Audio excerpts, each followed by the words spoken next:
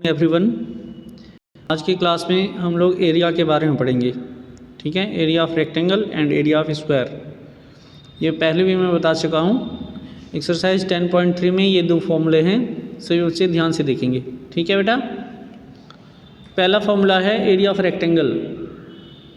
Area of rectangle क्या बताया था मैंने, क्या होता है फॉर्मूला इसका? Area of rectangle is equal to length into breadth. ठीक है, L into B. Area of rectangle is equal to length into breadth, this is the formula. और इसका यूनिट जो है, यूनिट क्या होगा इसका? Centimetre square, metre square, kilometre square. मतलब जो भी लेंथ और ब्रेथ दी हुई है उसके यूनिट का स्क्वायर करेंगे। एरिया के यूनिट में हमेशा स्क्वायर आता है, ये चीज़ आपको ध्यान रखना है।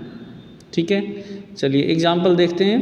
क्वेश्चन नंबर 1 है 10.3 का, फर्स्ट पार्ट है। इसमें length of the rectangle, rectangle की लेंथ कितनी है बेटा? 3 सेंटीमीटर। ब्रेथ कितनी है? 4 सेंटीमीटर। एरिया ऑफ रेक्टेंगल कितना आ जाएगा?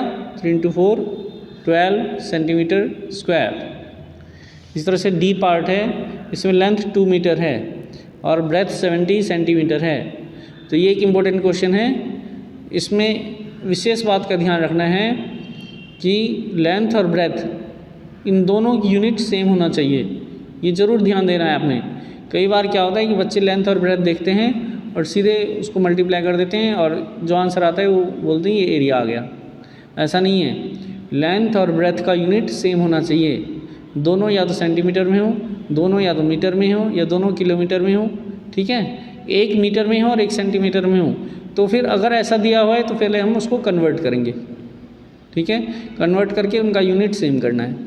तो अब लेंथ 2 मीटर है तो 2 मीटर को कन्वर्ट करेंगे सेंटीमीटर में, कितना आएगा? 200 सेंटीमीटर। क्योंकि 1 मीटर इक्वल टू कितना होता है? 100 सेंटीमीटर। 1 मीटर में कितना सेंटीमीटर होता है बेटा? 100 सेंटीमीटर। तो 2 मीटर में कितना हो जाएगा? 200 सेंटीमीटर। समझ आ रहा है? बहुत ईजी कंसेप्ट है। लेंथ कितनी हो जाएगी इसकी? 200 सेंटीमीटर। ब्रेथ कितनी हो जाएगी? 70 सेंटीमीटर। फिर एरिया ऑफ रेक्टेंगल कितना आ जाएगा? कितना आ जाएगा area of rectangle? Length into breath होता है। लेंथ हमारा 200 है, ब्रेथ 70 है। 200 इंटू 70 करेंगे 14,000 सेंटीमीटर स्क्वायर। ठीक है, पीछे आंसर शीट में मीटर स्क्वायर में भी हो सकता है। तो अगर मीटर स्क्वायर में होगा तो हम इसको मीटर में कन्वर्ट कर देंगे, फिर 2 मीटर को और इसको मल्टीप्लाई कर देंगे, जो आंसर आएगा।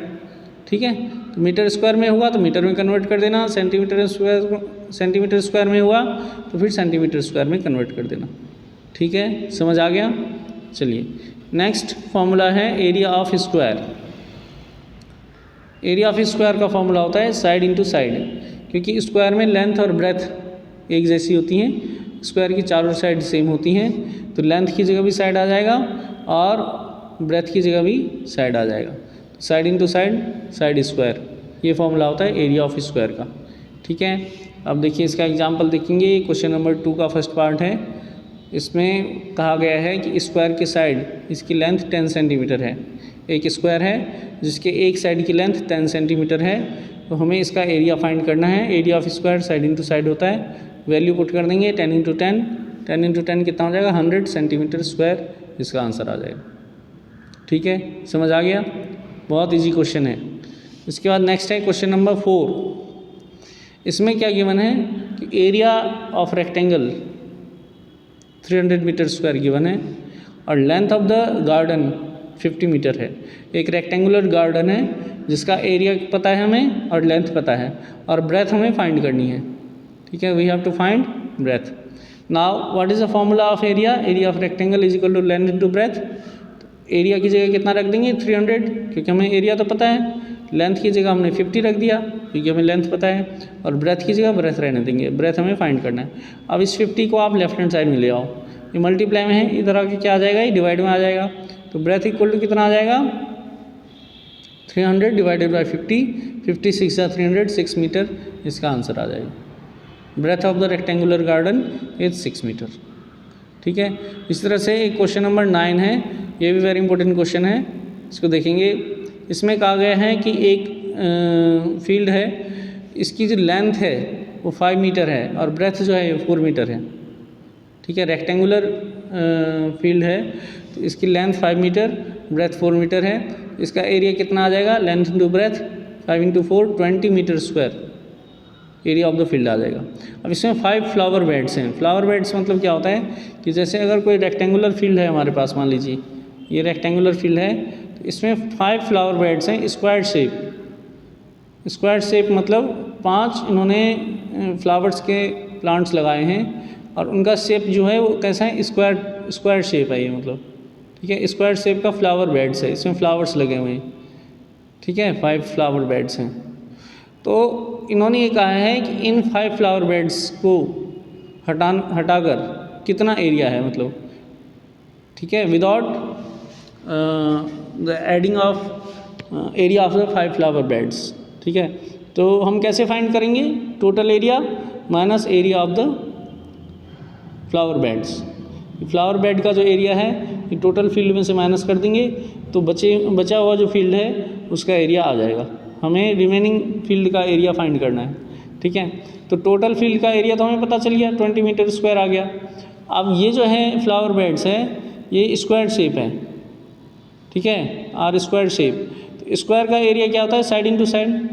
एक फ्लावर बेड का कितना आ जाएगा, इसकी गिवन है क्वेश्चन में कि फ्लावर बेड जो है इसकी साइड 1 मीटर है, ठीक है, 1 मीटर है।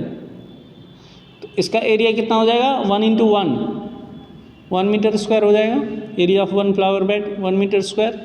अब एक का एरिया 1 है तो 5 का एरिया कितना होगा, 5। सिंपल सी बात है, 5 into 1 5 metre square. Therefore area of remaining field equal to total area minus area of flower beds. Total area कितना है हमारे पास 20 और एरिया ऑफ फ्लावर बेड्स कितनी है 5, ठीक है। 5 फ्लावर बेड है ना तो इसका एरिया 5 हो जाएगा।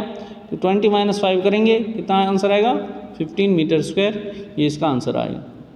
आई होप आपको समझ आ गया होगा। ये फॉर्मूलेज आप कॉपी में लिख लेना, ठीक है। और एक्सरसाइज 10.3 आप होमवर्क से करेंगे। किसी बच्चे को कोई प्रॉब्लम आती है तो आप कमेंट सेक्शन में मेंशन कर देना, मैं उसका सोल्यूशन फिर सेंड करूँगा, ठीक है बेटा। Thanks for watching.